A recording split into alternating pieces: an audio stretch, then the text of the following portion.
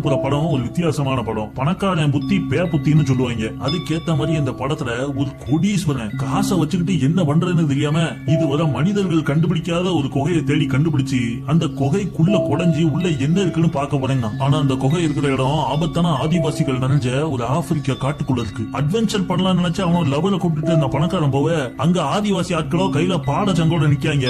அதையும் மீறி ஆழம் தெரியாத குகைக்குள்ள போய் மாட்டிக்கிட்ட ஒரு உண்மையான கதையை பேஸ் பண்ணி அந்த படத்தை எடுத்திருக்காங்க.